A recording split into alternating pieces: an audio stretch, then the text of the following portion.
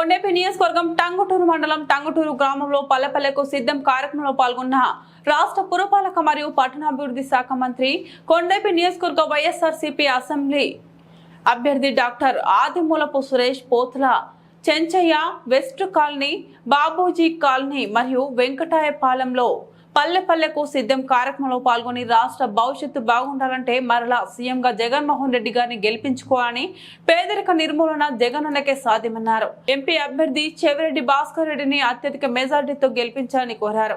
అధిక సంఖ్యలో ప్రజలు పాల్గొన్నారు. ఈ కార్యక్రమంలో రాష్ట్ర ఎంబీసీ కార్పొరేషన్ డైరెక్టర్ పుట్ట వెంకట్రావు, ఎం రాఘవరెడ్డి, కొమ్ము ప్రభుదాస్, సీనియర్ నాయకులు సుధనగుంట నారాయణ, బీనిడి ఉదయ్ కుమార్, కె రాజు, క్రాంతి కుమార్ నాయకులు కార్యకర్తలు పాల్గొన్నారు.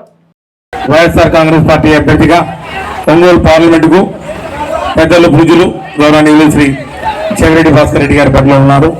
అసెంబ్లీకి మీ బిడ్డ, దళిత బిడ్డ ఈ యొక్క ప్రేమ అభిమానుల కోసం, ఆప్యాయతల కోసం అక్కడికి రావడం జరిగింది. సురేష్ నేను ఈరోజు కొండేపి నియోజకవర్గ అసెంబ్లీ అభ్యర్థిగా వైఎస్ఆర్ కాంగ్రెస్ పార్టీలో జగనన్న బలపరిచిన అభ్యర్థిగా పోటీలో ఉన్నాం.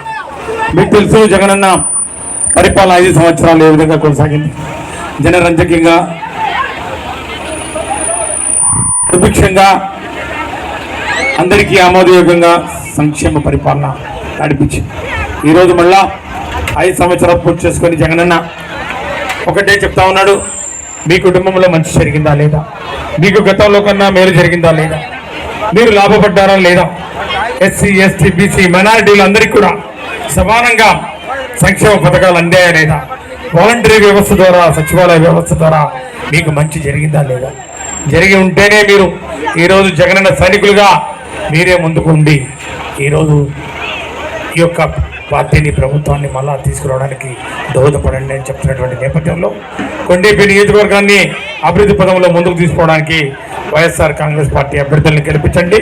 మన గుర్తు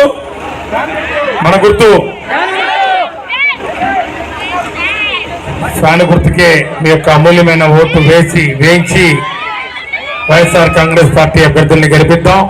జగనన్నను మళ్ళా వన్స్ మోర్ జగనన్న అనేది ఈరోజు నినాదంగా జగనన్నను ముఖ్యమంత్రిగా చేసుకుందాం, రాజన్న రాజ్యాన్ని తీసుకుందాం. జై జగన్.